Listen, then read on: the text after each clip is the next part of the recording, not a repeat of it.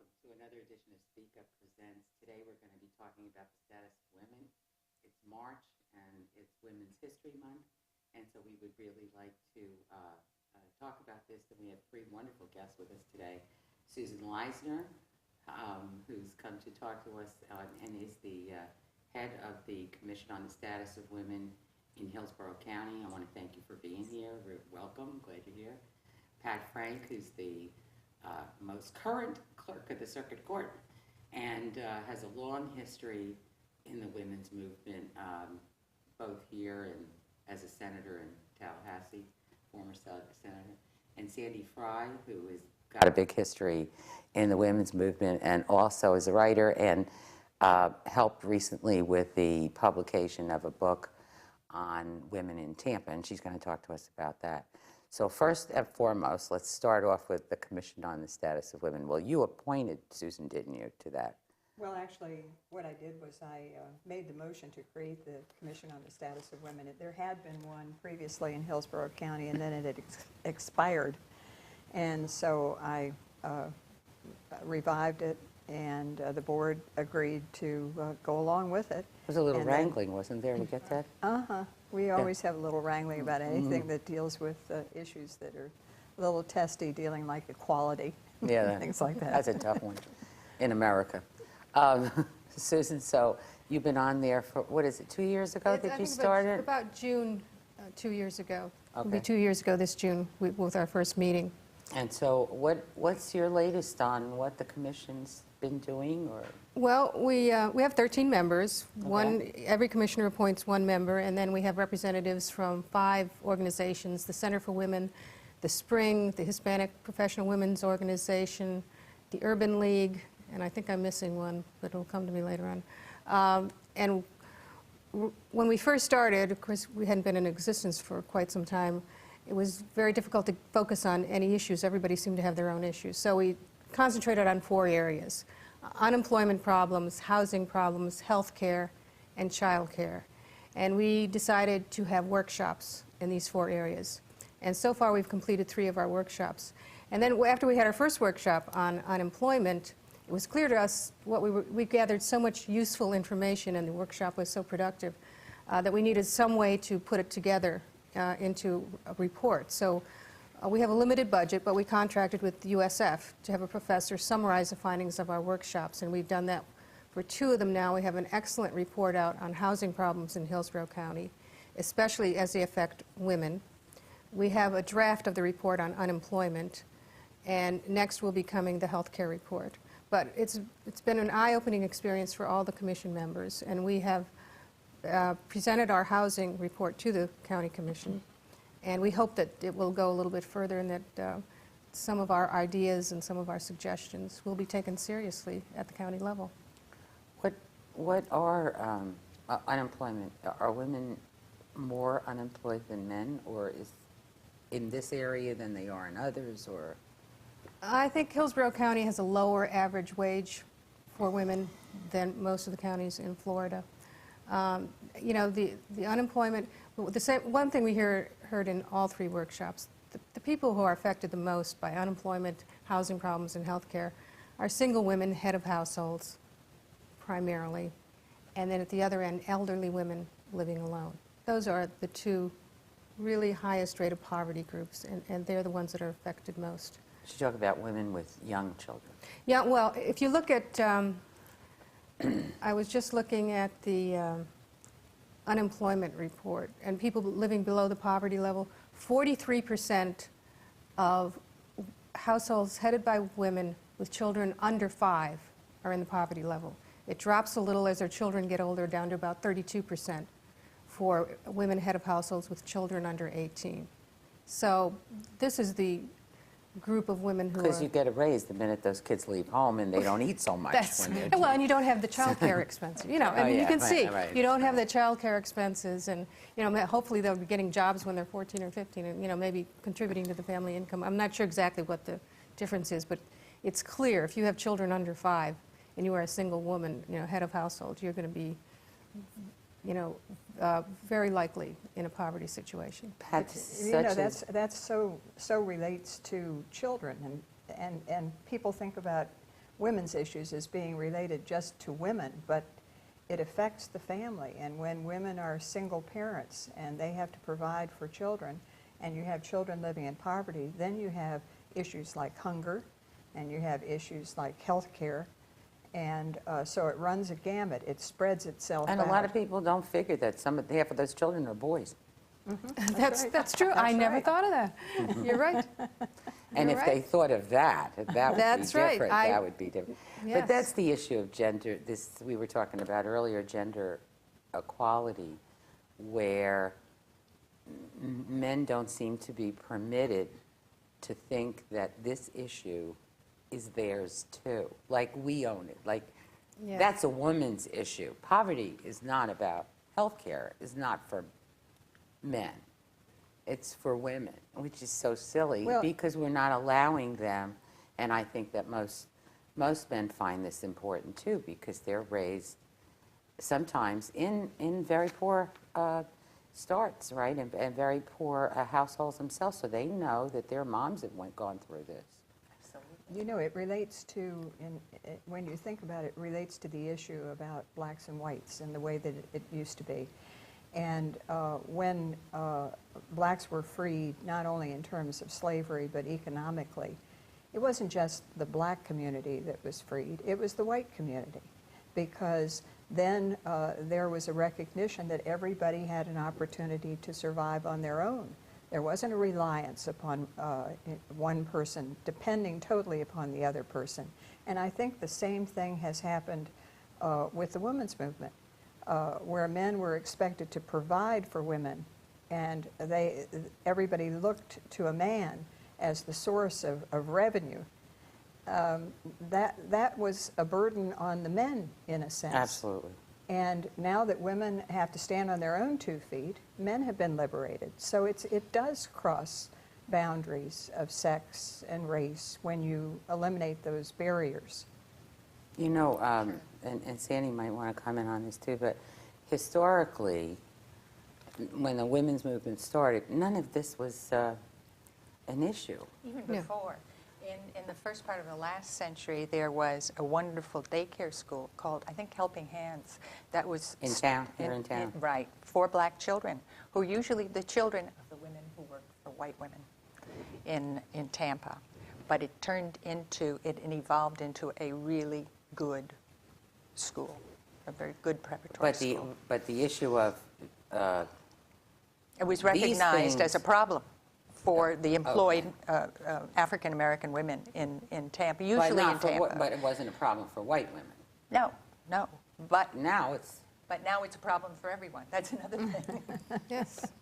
We What does spread that the mean misery now? out. Wait a second, give me an idea about what that means. It means that there's a great equalizer happening, and in more ways than one. That's certainly true. You were talking about boys having a kind of almost an ambivalent feeling of being raised by a single female and a head of household, and yet not, and that boys were not encouraged to show their sensitive side. And in a single head of household, still the way it that's is in society, pretty much. Even if you tried, like a lot of people, our generation, who became aware of these difficulties, wanted to raise our children androgynously. You wanted the boys to be sensitive, go into teaching if they wanted to, go into nursing or whatever they wanted to do, show their feelings, cry if they got hurt, do all of these things. And then the girls, if you want to fly a plane around the country or be a football star, go at it. Do what you want to do. Right. But it seems that women have really come a long way. Men haven't necessarily embraced as much of their side. However, I think we are seeing that. I always say, 20 years ago, I thought, the day that you see a man in underwear on a billboard, women will stop being objectified. Oh, yeah, I think we've seen And then that. it happened. It happened. I think that's happened. And then it happened. Right. Then, I'm driving down 275 one day. I look up, and there at Lois Avenue on 275, I see a guy in his jockey brand something or other.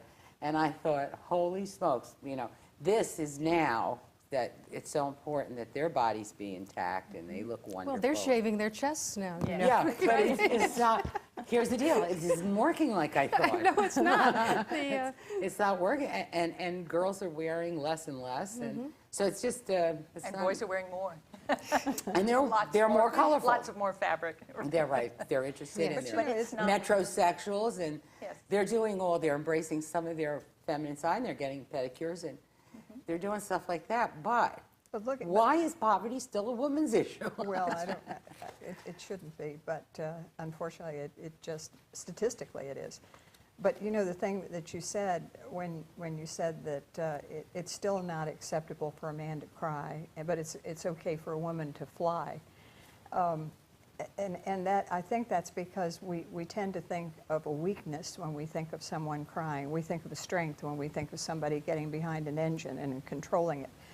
And if we ever get to the point where we understand that sensitivity, that feeling for other people is a wonderful strength, and how wonderful it is to be able to express yourself when you truly are affected by something that happens. What's wrong with showing that?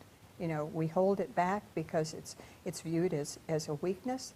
I don't think so. You know, we've got to build that strength. I remember a very good therapist telling me long ago that vulnerability, the ability to be vulnerable, is the greatest strength.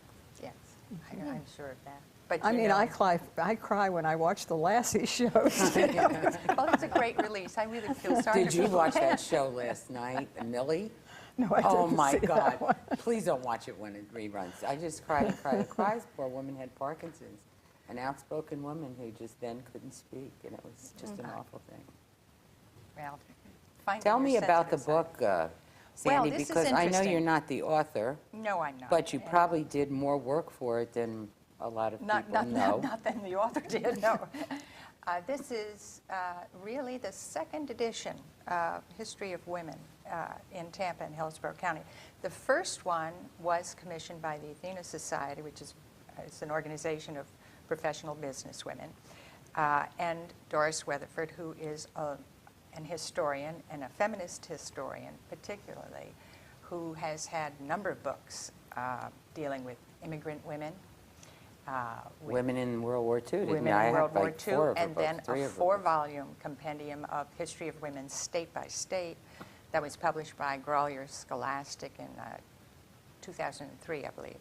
And so she's ideally experienced to do this. And, And the the book first was one, called this Real one Women. is called Real Women, From Prehistory to the Millennium, which is quite a reach. The first one went to about 1960. I can't believe it only fit in that many pages then. Right. Real women. This should have been Real about women, that right. tall. And on the back, they're No, but just this is just huge Hillsborough number of County women. women, right? That's right. That's Okay. right. And UT Press published it, and the editor of UT Press thinks this may be fairly unique. He doesn't know of any other state that has produced this kind of comprehensive historical overview. And it goes from, for example, Florida's Pocahontas, who is named Eulalia, who Florida's in- Pocahontas? right, from the indigenous inhabitants who came forward to greet the Spanish and usually lived to regret it, to the Spanish women who accompanied De Soto on his journeys, and the Spanish explorers who may have been the first comfort women of history. Because they were sent... Comfort women? Yes. Okay. Prostitutes. I'm not Yes. going to ask you what that means. Well, it was a servant. One was a servant of the wife of the captain of the ship, and his wife sent this woman along. I mean, it was an arrangement, but neither of them was mentioned particularly, and so they didn't figure tremendously. What's interesting about this is this was translated by a woman who was a member of Athena and who is the woman who's generally credited in Hillsborough with being very instrumental in the Head Start program here, Delia Sanchez, who is also a Spanish scholar. And what is interesting, too, is that there are sidebars to the history, which are usually first first-person accounts. There's a diary entry from an 11-year-old girl who sails into Hillsborough Bay in something like 1827, something like that, and does a beautiful job of describing it. And later she describes a hurricane, and it's not that dissimilar from what we all experienced, months ago. There is a sidebar that deals with the experience of 3 women on the day that Pearl Harbor was bombed. One was a Sicilian girl who was getting ready for a tea dance in Ybor City and wondering where the chaperone was, because Sicilian girls never went anywhere without a chaperone. One was a woman who was living in Italy under Mussolini, and she described the pressures that were on school children there. And then there was a bride whose husband was in the Army and who heard just before the ceremony that Pearl Harbor had been bombed, that he would probably have to rush back into service. And so they got married, and he tried to whisk her away so they could have something of a honeymoon. And she kept saying, well, where are we going? He said, never mind, let's just go. And she was sitting there thinking, Mother was right. Men do change right after they get married. I thought it was wonderful. And these vivify the text, and they make for delightful little, contretemps in the whole thing. So it's really quite enjoyable. I had fun working on it. Right here and here are some stars. Yes, that's right. Susan had a particularly important part. And, yes. And tell us. Early in the 1970s, right after I got out of college, I went to work for New York Telephone. You're not that old. This is true. I was 16. That's right. I went to work for New York Telephone Company with great hopes of rising through management, and noticed right away that all the women college graduates were kind of in the same little employment category. And the men, who were our contemporaries, were on a management track, and we weren't. So we started talking about it, and my husband at the time was a new lawyer, worked for a large Wall Street law firm, but they had a pro bono practice. In fact, Sergeant Shriver was one of the partners. So my husband, of course, said, well, they're discriminating against you, because I had one course in civil rights in law school, and I know it. So he took it to his law firm and said, well, surely they will take this case on. This is a great sex discrimination case. And he took it to the pro bono partner. It was New York Tel, right? Yes. Right. New York Telephone was the company I worked for. Mm-hmm. He took it to his partner at this big law firm, and he said, well, how much is your wife working? And I was making about $10,000 a year. Pretty good money in 1970. Yes, and that's what the partner said. Well, what is she complaining about? We can't take that case. So they wouldn't take it. And we shopped around for a lawyer and finally ended up with Harriet Rabb, who was a dean at Columbia Law School. So Columbia Law School represented us in the sex discrimination suit we filed against New York Telephone. And it was Leisner et al. There were 7 women. We represented a class of all the management employees. We went to federal court. Constance Baker Motley was our judge, who was the first black female federal judge in the country. And so we were quite fortunate to have her. We went to trial where the lawyer, and there were a lot of lawyers, because at the same time, this was when New York Telephone Company was part of AT&T, and they were just starting that EEOC investigation of AT&T in Washington. So there were lots of lawyers. And Morton Maneker was the lawyer for the New York Telephone Company. And when he summed up at the end of our week trial, he said, we have found that women employed by New York Telephone Company just do not seek higher management positions based on their education and their acculturation. And the judge lowered her glasses and looked down at him and said, Mr. Maneker, would you please repeat that? And he did, and he repeated it word for word. And then she asked him to translate it, I take yes. it, right?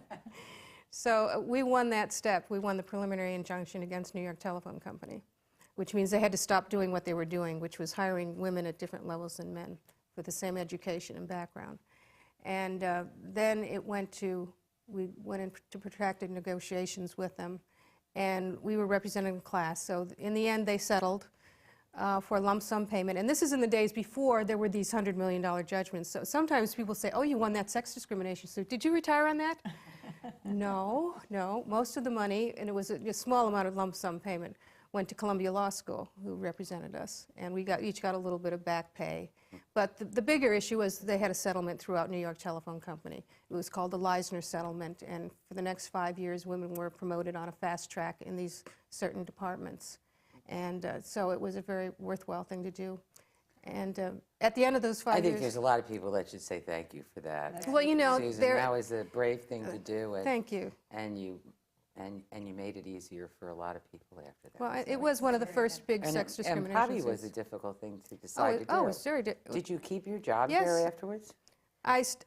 Through the first trial, I kept my job, and of course, no one would talk to you, except I managed about 30 clerks who were, you know, barely high school graduates. They always thought I was a hero, but everyone else in the company... You were managing then, or they put you into management after the case? Yes, but you know, this was a woman's job. The clerks were women. I was a woman. It was a woman's track job. You managed clerks who took down readings in traffic. It was a traffic division where they took down readings, how many calls were going through at the busy hours, so you know where to add extra equipment. So it was a clerical group. It was a clerical position. It was clearly not something that the men, if they had that job, didn't stay in it very long. It wasn't a track position. No, no. So you kept the job through... Through the preliminary injunction, and then we moved to Tampa while the rest of it was being settled. How long No, did in that whole Tampa- thing take? It took 2 years. That's About 2 pretty. years. It was that's actually pretty pretty fast. outstanding. It was actually pretty fast. Right. That's one of the first Yeah, it was one of the cases very of that first. kind, correct? Yes. Yeah. Yes. Okay. That's In it. Tampa, as this book notes, that the National Organization for Women locally had one of its most significant achievements in persuading the Tampa Tribune to stop the gender classification from its classified wanted ads. You know, before was it the first place? No, but one of This is what they did Right. here, and I'm thinking of New York affected a great range. In Tampa, this was a significant effect. At this local level, it was significant because if you were looking for a job and you opened the trip, it That's was right, it men said wanted, male and women wanted. Right. And what women could do was probably not a track position, you know, but was not signaled to start climbing up the Now, corporate I ladder. haven't read through the book Yeah. yet or anything. I haven't had time to do it, and I do have it. But I don't know if it's mentioned in here, but wasn't Tampa known as the first city that was sued for discrimination on their city employees while Dick Greco was mayor? I don't know that. I thought I recollected that at the time that he was mayor, men... The first time. First time. Was that 60, It what? was the late 60s, would be the Mid, last part. maybe mid? Maybe mid? Maybe 66, 67, somewhere there. At that time, more men were employed by the city than women. And the men made about, I think I remember this, $5,000 a year. At that, 60-something had to be. Right. And maybe 5 or 7, and the women made $2,000 less. Well, for that's same work, not right. that's not hard And to this believe. was the first city that there was some federal requirement on. Do you know this story, Pat? Is there? I seem to remember it, but, you know, I have to confess I haven't read the book yet either. Well, I don't Not think sure- it's in I'm that not sure book. it's in here. I No, think it's but I'm it's sure in you're- some I'm historical sure it has some documents that we basis in had fact. some. When I came here in the mid-60s, I came and had contacted the Tribune because I'd worked in a magazine in New York, and they called me about the second or third day and said, the managing editor said, his name was Red Newton, Honey. They called everyone Honey. Right. We've been holding a job for you. And I was immensely flattered. I flew down there, and he showed me to the ladies' department. I said, the ladies' department? I had the newsroom in mind. He said, honey, there are no ladies in the newsroom.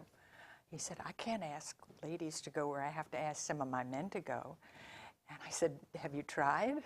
And with that, the smile just dropped. And he looked at me and said, no. I said, you mean this is it? He said, yes. And that was it. There were no women Did you at take that time. job? Of course. There were not many newspapers or magazines, no magazines that I can think of.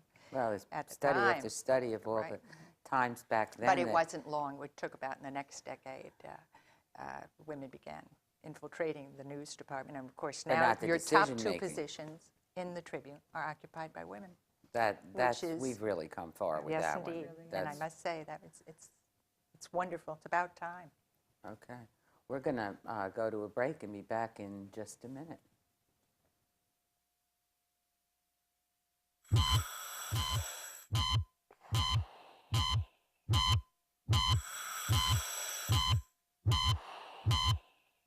You know, because they die. Can you handle the truth?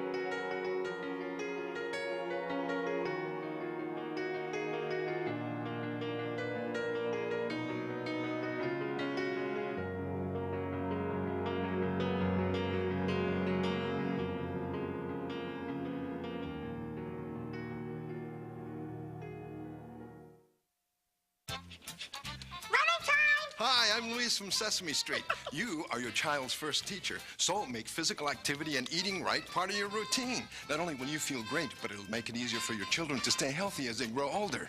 Dance time! It's the small steps you take to make a real difference for you and your children. Oh, does Louise know what time it is now? What time is it? Nap time!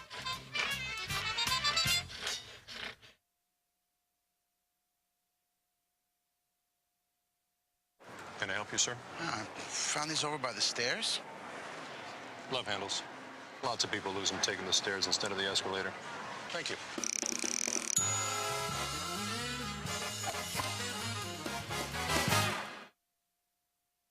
Welcome back to Speak Up, and we're talking today with Susan Leisner, Pat Frank, and Sandy Frye about the status of women in Hillsborough County and the world, I think the greater world.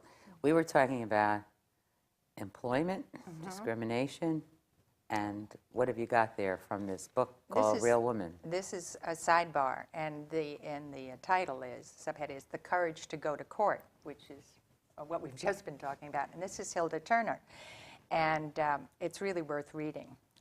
Hilda was born in Tampa's Scrub, which was the black section which occupied geographically the place between Fort Brooke, Old Fort Brooke, and Ybor City.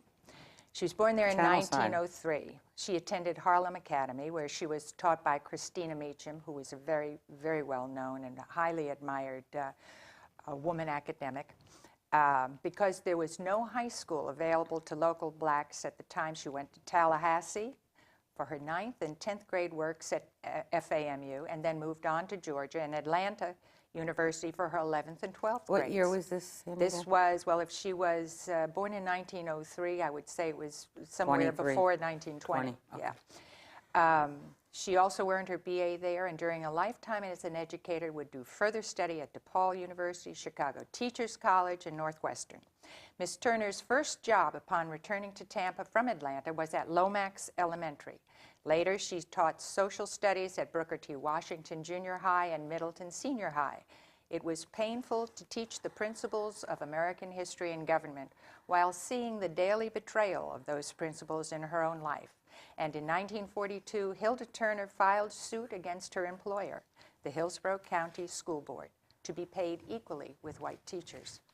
In a class action brought on behalf of the Black Florida State Teachers Association, Turner volunteered to be a plaintiff for Hillsborough County.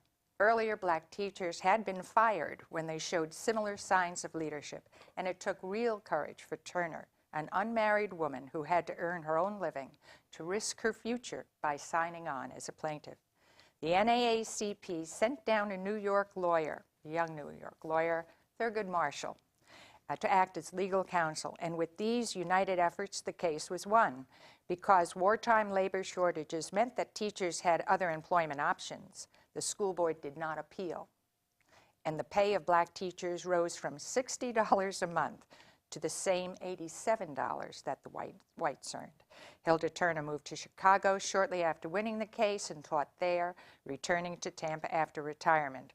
When interviewed in 1991, she would not say she felt afraid to stay in Tampa, but that seems to be the case. She also was somewhat timorous about the lunchtime interview at Valencia Gardens, a restaurant she had never been inside. When she lived in Tampa during segregation, blacks picked up their food from Valencia's kitchen window.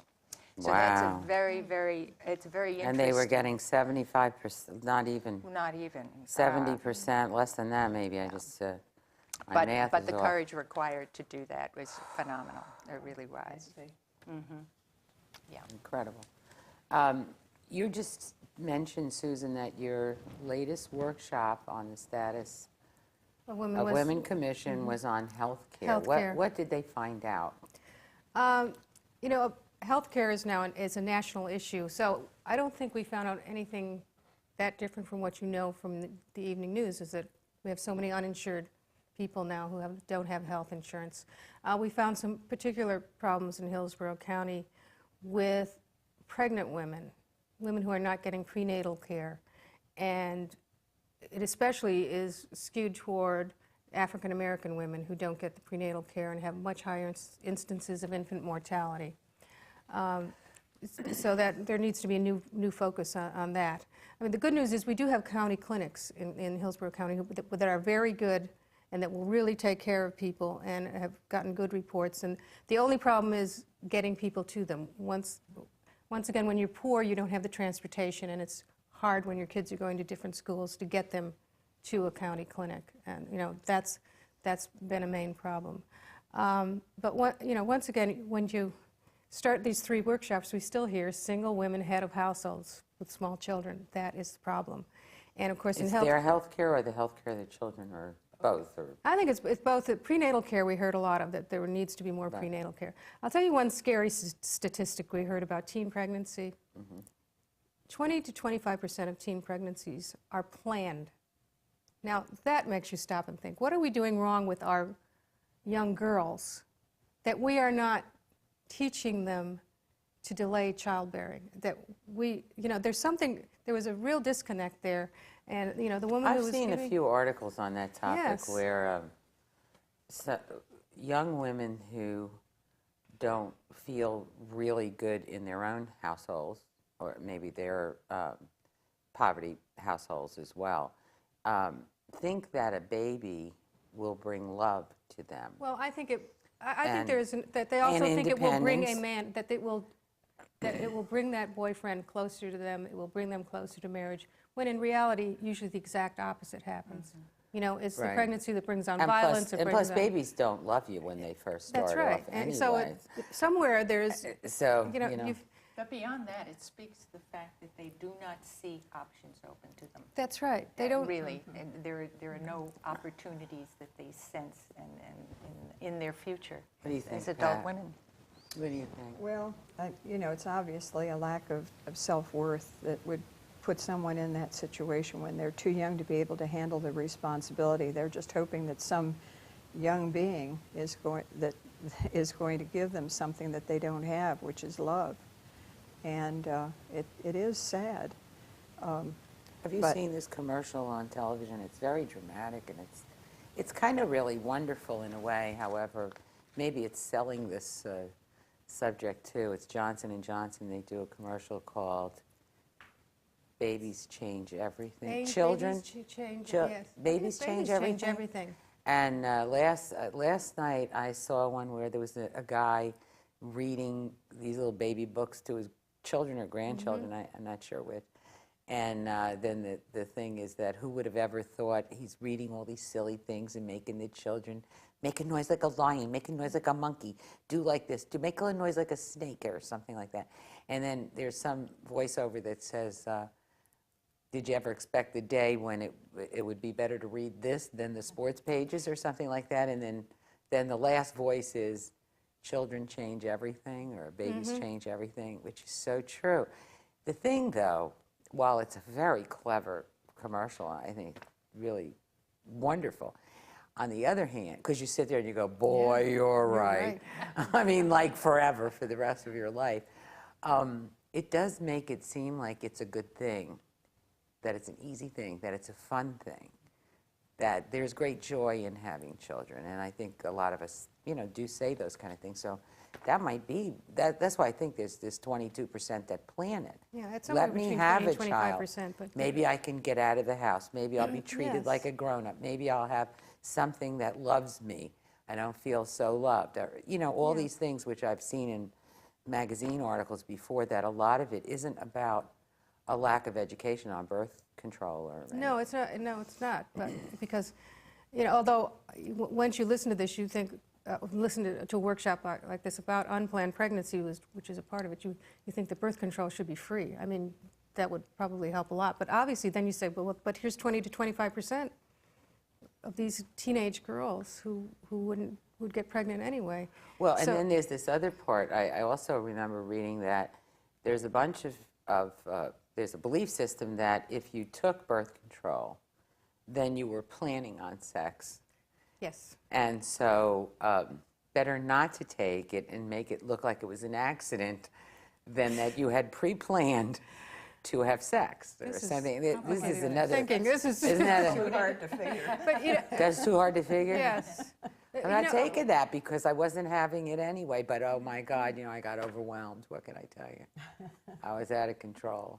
Something I like do that. want to say one thing, though, in terms of health care. We are so blessed in this county to have the health care plan that we have. True. And when you think about it obviously is particularly important for women who are in low-paying jobs because most of the people who are in that program have an income, but their income level is not either.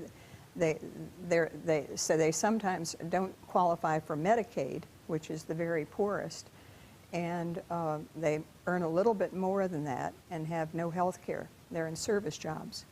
And this plan allows them to have the access to the hospitals. They don't even have to go to the clinics. There are centers that they can go to, but they also have private doctors and taking care of them in prenatal care where you have the possibility of having high-risk children, babies.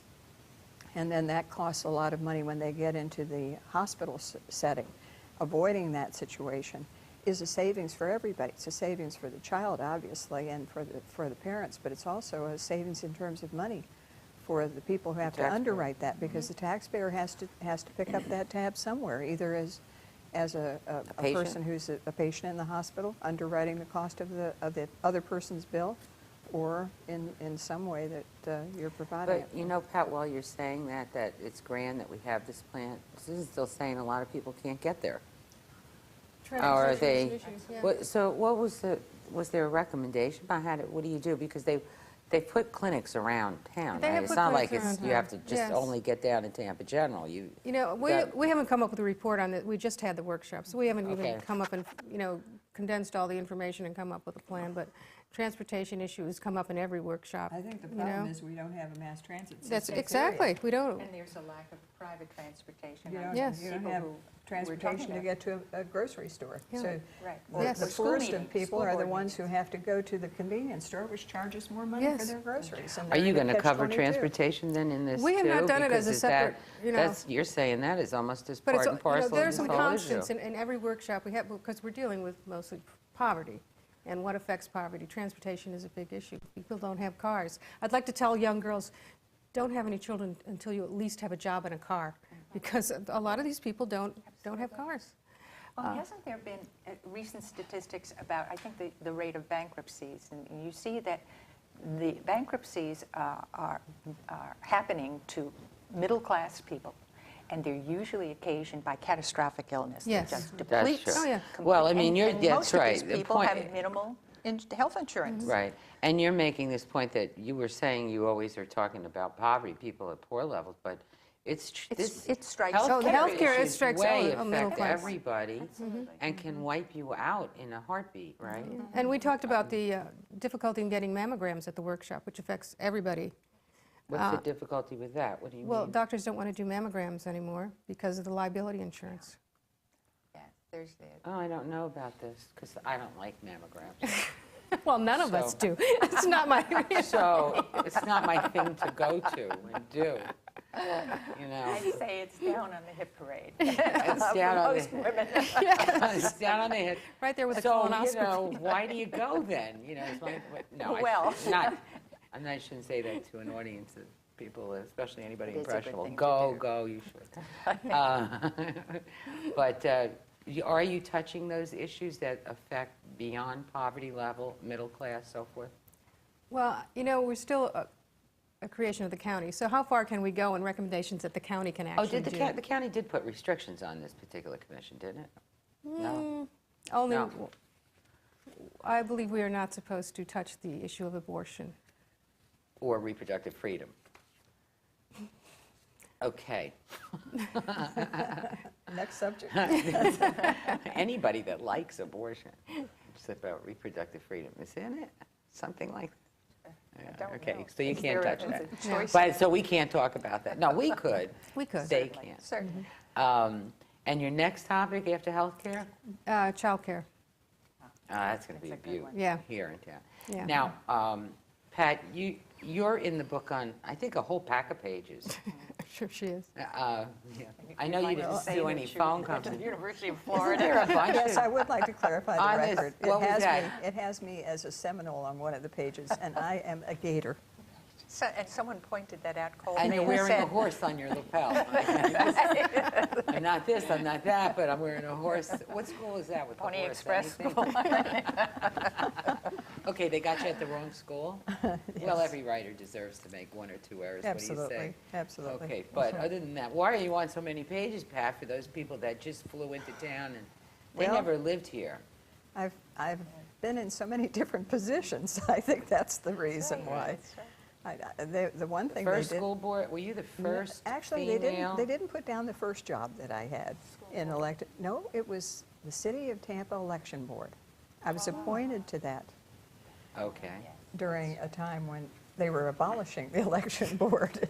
There was some controversy. Elizabeth Hines the first? No, she was campaign board? Some board. the Hospital Welfare Board.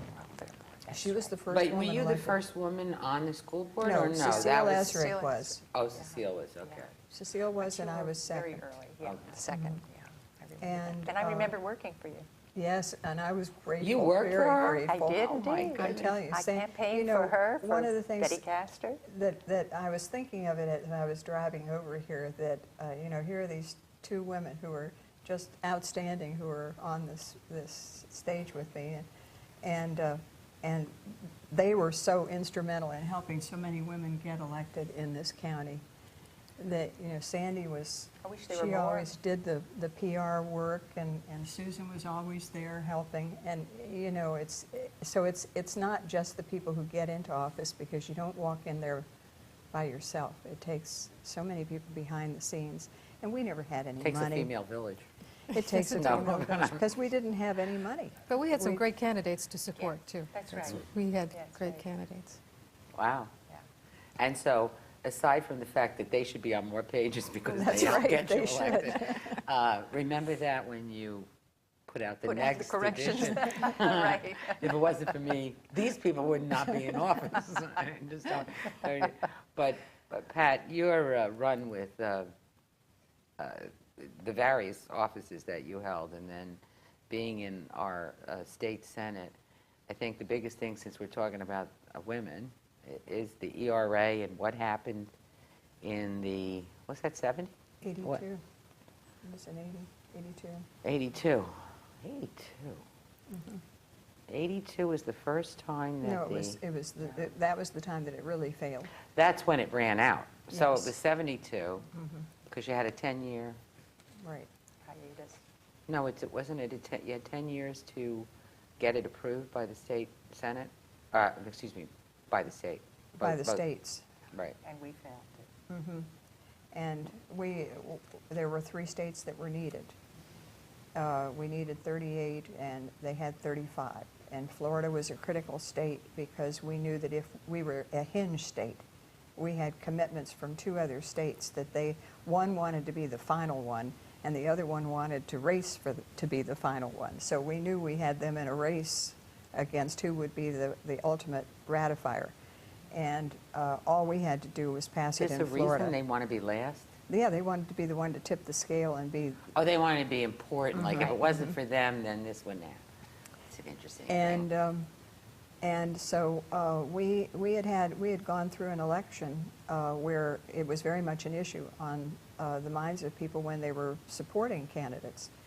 And we knew that the House was in good shape because the House had continuously passed it, ratified it.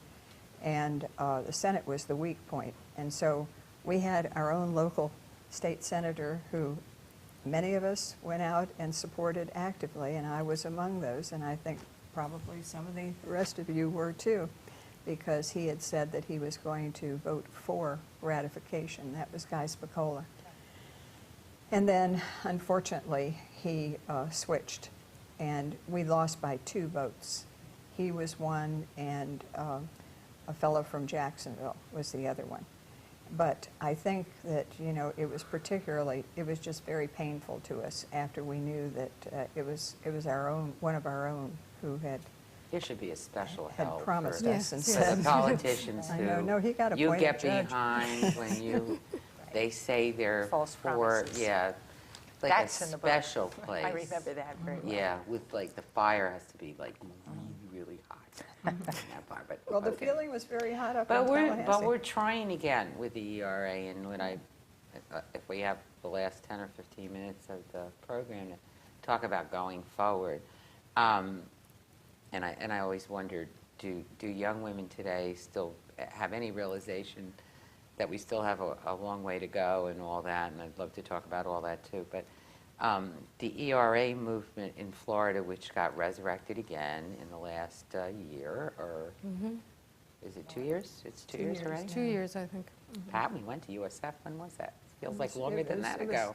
was probably 3 years ago. 3 years But ago. I when think Pat, it's been introduced twice in last 2 sessions. Okay, and now where are we? Do you know where we are Well, with I it? understand And they're what are going the ahead, moving ahead chances? with it. I don't know. You know, I just hope that ultimately people will wear down and just And pass just the pass silly it thing, because they're because tired of it. there's no reason why we can't have Equality. equality written into our U.S. Constitution. And It's but I just- think a lot of people think we already have it. They don't understand that we really don't have, women are not equal under the law, and that every time there's a situation where they've had discrimination, they have to go to court again and again and again, and they have to prove their side, where if this law had been passed, the other side would have to prove that they weren't being discriminatory either in paying them the same amount of wages or treating them in the same manner. I think people still don't understand that. Well, I think the problem is that they can't distinguish between the fact that you have something written into the Constitution versus a law that's passed. They Yeah, don't explain that, understand because the I think difference. people don't. Right. If you have a constitutional provision, then the courts are obligated to abide by that. And if a law is passed contrary to that constitutional provision, the courts are going to rule that it's unconstitutional. That's where the threshold question is. Laws can be changed all the time, but the Constitution is very difficult to change, as we can see by trying to pass this amendment.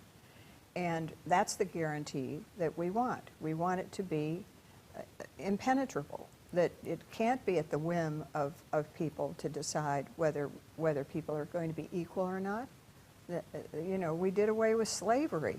We put the 14th Amendment in to give the rights to people, but not to women. It wasn't written in there.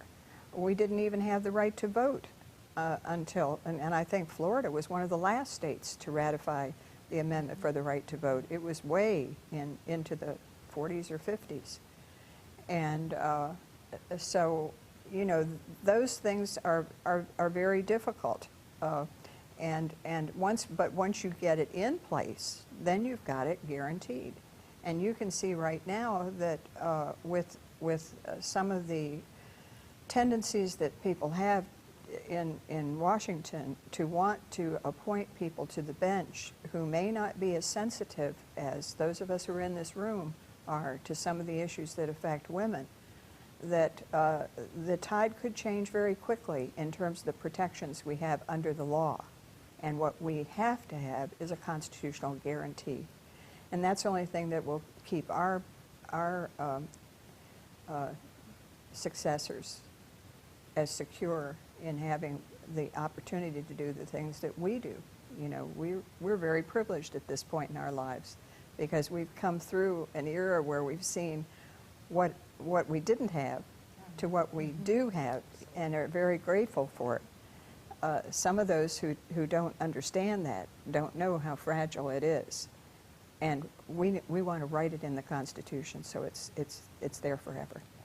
You know, there was something that came up during one of these programs we did about the ERA where they did show some of the disparity. If it was in the law, for example, the military, which provides Viagra to military men at a rate of just millions and I can't remember the number, but it was We'll have huge. to provide it for women now. No, don't provide birth control for Just women. kidding. Yeah, okay. But yeah, well, these kinds of things are coming out for women too, right? Right. Well, it's ironic. It's that, just, you know, and this is- if it were in the law that medical treatments for reproductive or sexual purposes or whatever, it was in the law that we were treated equally, they would be able to access some of the same medications. And we as taxpayers are paying that. You know, we're paying one half and not the other. So there's still a number of disparities. I think a lot of younger women who've, you know, they are making some better money now and having more choices than we ever did and all of that, still don't understand that the problem continues, that you have to guard it and all of that. What is it we could say about that would impress somebody watching? Oh, well, you know, Doris mentioned that in a little talk she had when this book was first introduced. She said the last 40 years in Tampa and in the United States is just filled with women's achievements and women firsts, CEOs and on boards and so forth. Not to the extent that perhaps we feel we'd like it to be, but certainly impressive. And the number of women who could be in this book would swell it to probably 4 volumes too. But she said, but just because we've come that far and it's no longer extraordinary to know of firsts, because women are doing firsts all the time now, it's not written stone. It's not secured. It's always going to be something to be maintained, and you have to be vigilant. And that's what I think that not only children, not only girls, but boys have to be vigilant about our freedoms and our civil rights because they can leave. They can leave. And aren't we in seeing a some of that heartbeat. Yes. right at this moment, And right? Isn't it ironic that we're in the Mideast fighting a war, trying to Yes. bring democracy to the Mideast, and some of these countries are adopting constitutions that have equality for women in it. They have requirements that there be a certain percentage of women sitting in their parliaments or their bodies, their democratic bodies. We don't have anything like that. And what's our percentage even still today? It's still not small. 50-50. What is it? We at 30 or small. The 20? House has gotten a number of new women this last election, but Senate is not. You see, Overrepresented. I'm not suggesting that we have a percentage written into the Constitution. is Just ironic. give us, Just just give give us us an equal equal rights. chance. Yeah, that's right. True. We only have about 2 or 3 minutes before we wind up with maybe one last thought on everybody's part about what people could be doing or thinking about, something you want to leave them. I do want to make sure that I say thank you to our volunteer crew. First, of course, our non-volunteer, our staff person, Mary Gerasi, our great production manager, but then a fully volunteer crew that we have here at Tampa Bay Community Network, where you can come down and also learn video production skills and put a show on that you'd like to hear that topic about R.J. Romero, Kathy Monroe, Dan Pistano, David Segal, and Darren Ferrara, no relationship to Geraldine. I want to thank them all for coming down here and helping us. But let's go and talk for a second, maybe a piece on anything you think we need to, that we missed, that we should have gotten across. Susan? Well, I think that we still have to keep fighting for women and making sure that they get equal rights. And you know, it comes up over and over again in the Commission on the Status of Women that when you talk about poverty, the overwhelming majority of people in poverty are women and children. And older women. And older women, yes. You know, the Both older ends. women who are alone and, you know, younger women with children. And we have to make that more of a priority to figure out ways to get them out of poverty and to, you know, keep those children healthy and educated and so they don't repeat the cycle over and over again. Pat? Well, I'm particularly sensitive to the problem of finding younger women who are bright and dedicated to trying to make sure that everybody's equal running for political office. I think we're finding that as people are being successful in their professions and their businesses, they don't want to go through the hassle of exposing themselves to the bumps that public office has for them. And I'm very frightened that that is not a good trend, because I think we do need to have representation from women as well as men, and we need to encourage bright women to run. And of course, then we need more Susans and more Sandys who Darn are right. going to help those women get through it. We You are way absolutely have to. braver than any of us here because we wouldn't run. We wouldn't run. We've got 1 minute to go. Sandy, how about you? Well, I want to say that this book is full of instances of women who succeeded against the odds, who had no reason to succeed because there was every economic reasons against them, social reasons, and they did it anyway. And I think it's a wonderful thing for young women to read and for young men to read. The Athena Society has really done this as a public service, and it's giving it to all the libraries, all the middle and high schools. So everybody needs to go down to their library and take a look at this. Take a look at it. I want to thank you all for tuning in, and I hope that we see you again next week. Thanks so much. Good night.